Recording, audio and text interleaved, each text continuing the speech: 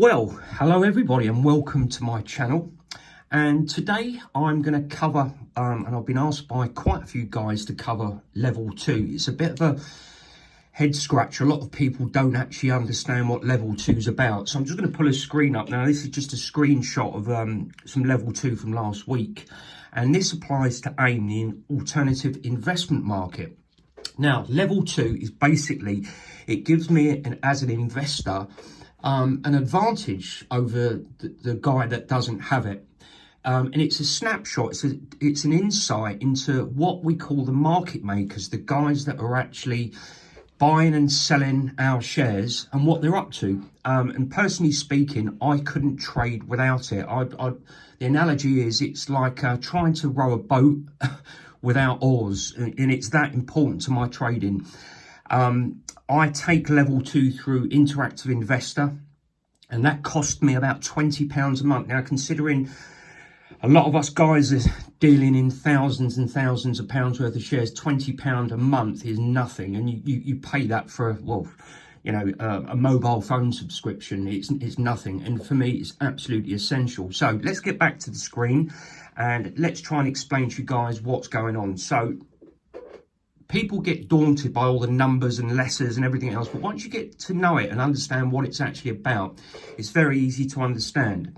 Now, you will notice here with my pointer, we've got this list of guys. Now, this is the bid side here, bid. So bid basically means these guys on the left-hand side, they are looking to buy shares, looking to buy your shares. Okay, so if you look in the buy column here, we've got all these tickers, which are abbreviations for the names of the market makers. Now, there are a lot of market makers on AIM, but you'll find these guys will crop up on most shares. So if we start at the bottom, we've got WINS, which is stands for Winterflood. That's the name of the market maker. MREX stands for Marex. PIL is Peel Hunt, and they're one of the main brokers and market makers. They're normally in the mix on most of the shares, and normally, you know, you can tell what's going to happen when PIL starts switching around. Then we have CFEP, which is Cantor Fitzgerald, again, very well-known market maker. PMUR, Panmure Gordon, not necessarily on every share, but they are on this particular share that I'm involved in. And then at the top, we have SCAP, which is Shore Capital, SCAP. There are other market makers here who you will see on other shares, such as FCAP, which is FinCap, and JBER, which is Berenberg, again, quite a big player. So if we look on the bid side, we can see here, so this is bearing in mind, market makers are looking to buy your shares. So why have we got 3 market makers in that turquoise colour? So that actually indicates to me, you can see this number here, 3.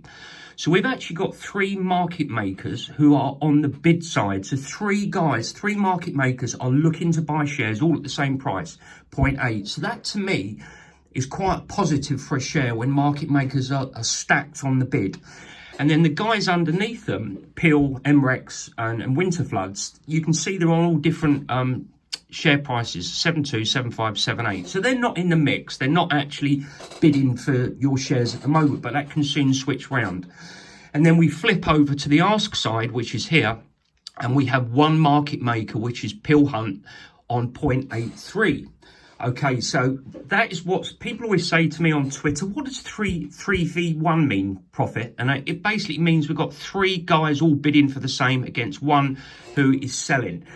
Now, if that was on the reverse, and we say had on the ask side 3 guys all stacked on 0.83, that tells me there's a few shares to sell. So these guys are looking to sell their shares. So if it was 1v3, to me that's not I'd say a positive move for maybe a buy, because you've got 3, there's more shares to buy than sell. And I always like it when it's stacked on the bid side, where they basically want stock. And when they want stock, that's when you know that there could be some movement. Right, okay, so I always put it to, so you can understand, look at it like a ladder. So obviously it starts at 0.72 and it moves up to 0.8. So that ladder will eventually swap round. They will move Winter Floods on 7.2 might all of a sudden decide they want shares, and they might pop up to 0.9. So that is it in a nutshell. That's level 2, and that's a very basic insight into it. But like I say, it's essential if you're looking to get into shares and you want to understand what we need an advantage over these guys. This is absolutely essential. You need your foot in the door, and it gives you this advantage to understand what's going on. And I cannot trade without it. I'd rather not trade. So that's that. And like I say, level 2 is not available through all broker platforms, but it is through Interactive Investor, and I'm sure some other guys might make some comments on Twitter as well. But do have a look at it seriously, because like I say, it is like trying to row a boat without oars if you don't have level 2, and it's essential for me. Right, so the next subject I want to talk about, which I use in conjunction with level 2, is what's called a dummy quote, or a live quote to the market. Now, I've just got a screenshot I'm going to pull up here. So this is from last week. So I'm looking at level 2. And then basically what I want to do is I want to see what the actual live buy price is. So the only way you can do that for an accurate price is actually go onto your platform, put in the amount. I have here £5,000, and you get a quote button, press that, and it will come up with a live quote. It might, the quote might actually be paying, they might want a premium over as actually what is displayed on level 2. Always a good sign. Say the share price is 0.6 to buy, but I've put this quote in now and it's 0.6175. That tells me there's a premium to buy them. And why is there a premium on the share? Because maybe they don't have a lot of stock. It's always good, but be very, very careful here. Place order. Do not place that order if you don't want to buy those shares, because basically all you are doing is getting a live quote. And here's another thing you need to be very mindful of. If you have a large holding, say you had £50,000 in this particular share, I see loads of guys on Twitter who are getting live quotes for 50k's worth of stock. Now, it's great, but I can tell you, and I've done it, and I know other guys that have done it, you could, instead of hitting refresh by mistake, and we all make mistakes, you could actually place that order. And before you know it, you've either bought or you've sold those shares that you didn't actually want to. So just be very careful when you're getting dummy quotes. But it's a very good way of getting an accurate price on the stock and to find out what's going on. Now, a lot of the time, you'll want to buy some shares, okay? And there might be a good sentiment behind it, and you want to get in, say with a couple of £1,000 worth, but you go for a quote, and what does it come back with? And you'll see this on Twitter. NT stands for negotiated trade. So let's just pull this screen up. So sometimes you're going to try and buy some shares, and the market makers aren't going to let you. They're not going to give you a live quote for those shares. So what do? Now, you've got two options. You just keep refreshing and keep trying. Your other option, which you really don't want to do, is if I place this order now, you can see here it's come up. We have been unable to obtain a live quote at this price. So it says here they're offering you what's called market best. Now, what that basically means is if I place that button, hit that place order button there, that order goes to market, and that order will get filled of whatever the market maker wants to fill it at.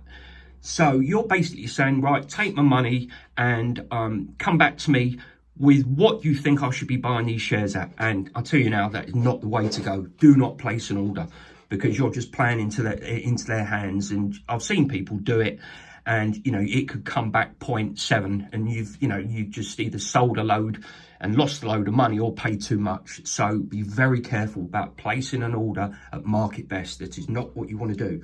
Your other option is what's called a limit order, which you can do. So basically, you can place an order into the market, but you can actually specify the price that you want to pay. So you put your price in, say it was 0.7 that you wanted to buy at. So you place your order 0.7 for £5,000 worth of shares.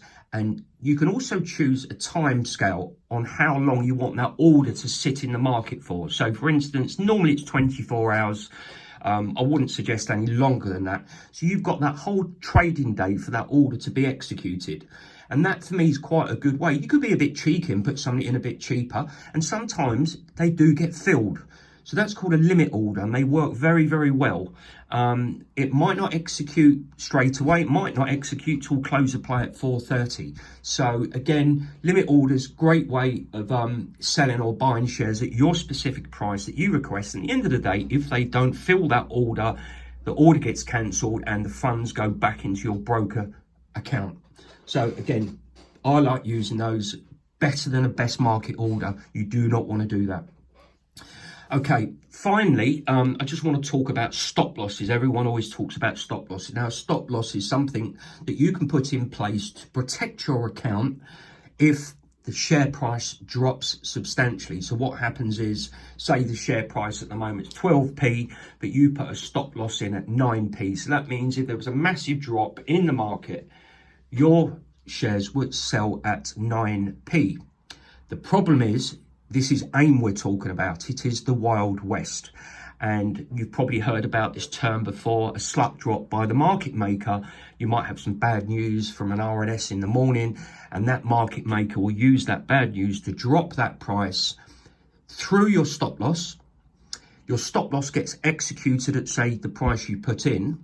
But the problem with AIM, every share bottoms and then expect to bounce. So you've sold your shares, and a lot of people have stop losses while they're at work. So they come home and they see that their shares have sold for 0.8 or 0.9.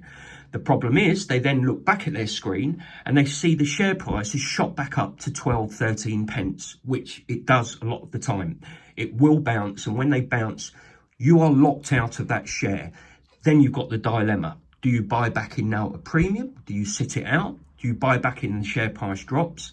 So stop losses, it's okay on FTSE company, on the main blue chips, because the movements aren't so volatile. But on AIM, a stock can drop 40%. You get locked out, and your stop loss gets executed, and then it goes back up, and you're out, and you lost money. So that's a little tip. Again, this is not financial advice. This is my own opinions. I hope this helps. And again, level 2 is an essential thing for me. For 20 quid a month, I would suggest people seriously take a look at it. If you've got any questions, DM me on Twitter or leave some comments on YouTube, and I'll gladly come back to you. But I hope that helps. And especially in these troubling times, all desperate to get back to the market on Monday.